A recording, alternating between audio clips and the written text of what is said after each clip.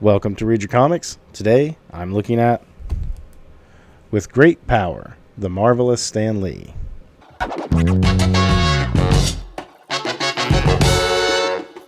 Before I get started today, I just want to give a quick shout out to all the subscribers out there. I really appreciate all the comments and likes and everything that you guys are doing to interact with the channel. If you're new to the channel, please be sure to hit like and subscribe, and you'll get more cool comic book and comic book related content like this. So I'm doing something a little different today. This isn't exactly a comic or graphic novel. However, it is something about Stan Lee, and I just thought it was worth covering. I had actually seen this on Instagram. The illustrator and the author had shared it and stuff, and it had run across my feed, and I thought it was pretty interesting. So I've actually had it in my Amazon cart for a while and just hadn't really pulled the trigger yet. And I was at the library with my kids, and we were looking up something else for Hulk, that my middle child loves Hulk, and he wanted to get a Hulk book. And this just showed up in the search, and I was like, ooh, they have that book I've seen. So I went ahead and picked it up because I wanted to see what it was about. And it is a very cute Stan Lee biography geared towards children. I'm not going to say it's for little kids, but it's definitely for that under 10 range. It is written by Annie Hunter Erickson and illustrated by Lee Gatlin. Both of these people are on Instagram. I'll go ahead and link their stuff in the description below. So let's take a look inside. Pretty cool book design so far. I really liked the illustrations I'd seen by the artist on Instagram, which piqued my interest about just seeing this book in general. I mean, you're not going to get this book for a true deep dive into Stan Lee. But I don't think it's quite as fluff, even as the Disney documentary.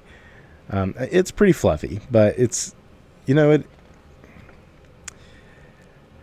always difficult to talk about Stan Lee because I love and appreciate Stan Lee and everything he did for the comics medium.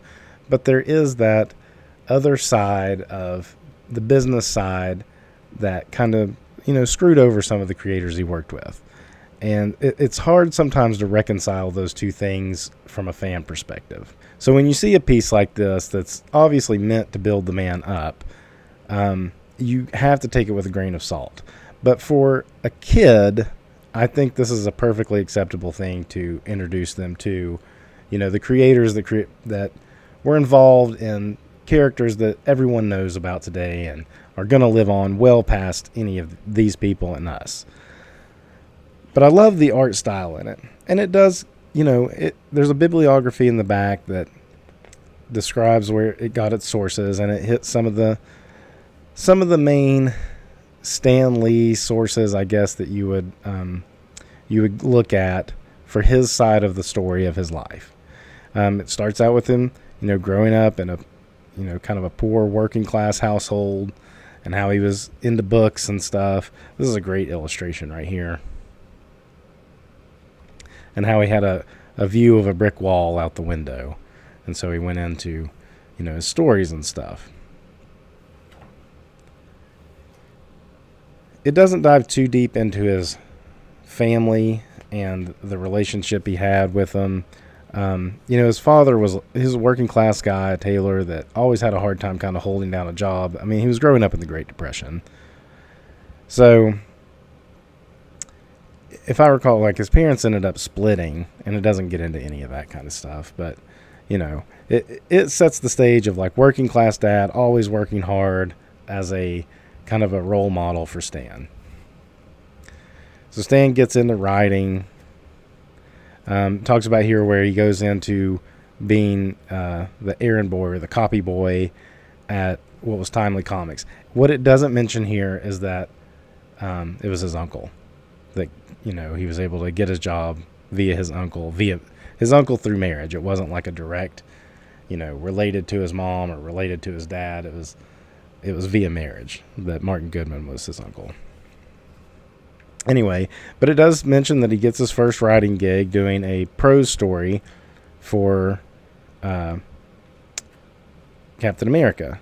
And I thought Here mostly it's just kind of like, Aaron Boy, do this, do that, blah, blah, blah.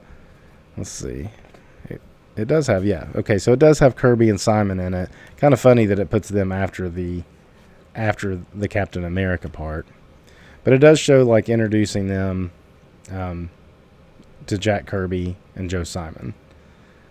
And, you know, Stan just had, like, little jobs. He would write those little prose stories and stuff until World War II came. A lot of guys left. They downsized Timely Comics. And Stan was almost last man standing at the comics division of this publishing company. They made magazines and stuff, too. And comics were a small part of it, really. So Stan gets put in charge at a very young age, and he's just kind of recycling every idea, every trend that's happening, kind of disillusioned. And if you read like a real Stan Lee biography, you'll realize the comics industry was just a job to Stan. It was a job he got and was able to keep, but it wasn't something he really wanted to stay in. So he would just spit out this stuff based on whatever was trendy. Westerns were trendy. Military books, war books were trendy. Superheroes were trendy. Monster books were trendy. So he would just do those things, just trying to stay afloat himself. Then we get into the old story of, his wife telling him, like, if you're going to quit, at least do one book the way you want to do it. And we get the Fantastic Four. Obviously, this is left up to a lot of debate as to who created the Fantastic Four, where the idea originated from. This book about Stan Lee, in this context of it being a children's book, is not going to dive deep into that. It does say, so Stan, teaming up with Jack Kirby, pushed up his sleeves and made a character whose body and long-winded dialogue stretched for miles, Mr. Fantastic. He set the page ablaze with a real hothead, Human Torch. He created a character who had to fight to be more than a vanishing act, the Invisible Girl. Then he made a character as stubborn as a rock, the Thing. So, and I like this illustration too of the Fantastic Four. I like the Invisible Girl's face coming through the invisible area. So, you're getting a truncated version of it. I like this picture of Stan and Jack feverishly working together to create the next round of heroes. Kind of a flashback of there he is in his window with his brick wall view. I will say, looking at this image, when I picked this book up, I was a little disappointed that the artwork almost looks low res to some degree. And I thought that when I'd seen it on Instagram, it was much more crisp. But right before I made this video, I went and just looked again. And I think the artist does go for this kind of low res look. At first I was kind of blaming it on the book publisher, but I do think the artist goes for a low res kind of look. Then it gets into Spider-Man. What an awesome page right here by the illustrator. Love that page. I spent a few minutes looking at this page. And just all the little details in it. The illustrations really remind me of like old movies and old TV shows that had like little animated openings, and this is what this illustrating style kind of reminds me of.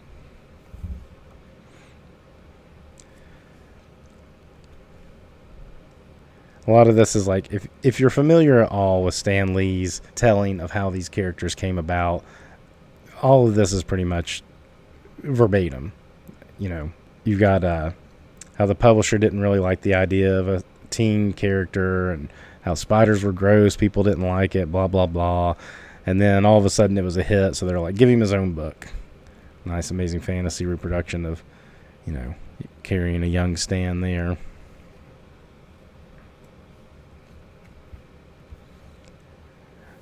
Then it kind of goes into the explosion of Marvel. Another great illustration. You can really just kind of stare at this and see all the little pieces coming out of it. Definitely giving Stan the credit of coming up with all this stuff, which is, open to interpretation, I guess, as to who really created what, but still a great illustration. Love the way he does the Hulk here, and the Silver Surfer too. it's a fun book for the illustrations for sure. And my kids, two of my kids read through the book and really liked it. My kids already know a lot of this stuff too about Stan Lee and the Jack Kirby debate because, well, I tell them. And I always try to paint Stan in like a very open-minded light of like Stan was very integral to the process, but Stan also took a little more credit that really didn't belong to him. He deserves credit, but not sole credit. Kind of gets into the movies here a little bit. There's a little bit of back and forth in the timeline about the way things are going. Kind of wraps up with just, obviously, it does not get into any of the dark days at the end of his life with his handlers and stuff. It ends on a happy note with, like, you know, kids in costumes and just like the way these characters that he was integral in, whether or not he was the original idea nugget or kernel of idea creator, he had a hand in all of this. And if nothing else, Stan was the promoter that put this stuff in the limelight that created the zeitgeist we have today of these characters, you know. I mean, none of them would have probably made it out of the 1960s without Stan's relentless promotion of them. It wraps up. We've got our bibliography here, so you can see where what the sources are they used. I like how they use some like Fresh Air interviews, some other interviews from different magazines and stuff. Larry King interview, a Peter David Colleen Doran, Amazing, Fantastic, Incredible, A Marvelous Memoir. So they used kind of the Stan Lee, I don't want to say propaganda, but like they used the from Stan Lee biography stuff to create this, which is perfectly acceptable for this type of book. It's a kid's book. It's meant to be kind of light and really just, it's almost like those who was or who is books. I do love the art illustration. This is a good book design right here, these inside covers. I think this is a good book for kids. I really do. And I would recommend it. I'll probably end up buying a copy myself anyway. There is a Steve Ditko one by the same creative team that's a little bit newer as of this video coming out. And that's the one that I actually saw the creatives posting on Instagram. I was like, oh, that looks like a neat book. And then when I went to Amazon to look it up, I discovered this one. And so I had them both in my cart forever. And then, like I said, I just happened to pick it up at the library. So, you know, if you have kids in the house, this is a good book for them. If you don't have kids in the house and you're just into this stuff like me, I still think it's a kind of a cool book to have. And I really like the illustrations in it. And it's not meant to be your Stan Lee biography. It is a very just basic, who is this guy and what was his importance to these characters. Surface level, very surface level. So that's kind of all I got for it. Until next time, read your comics.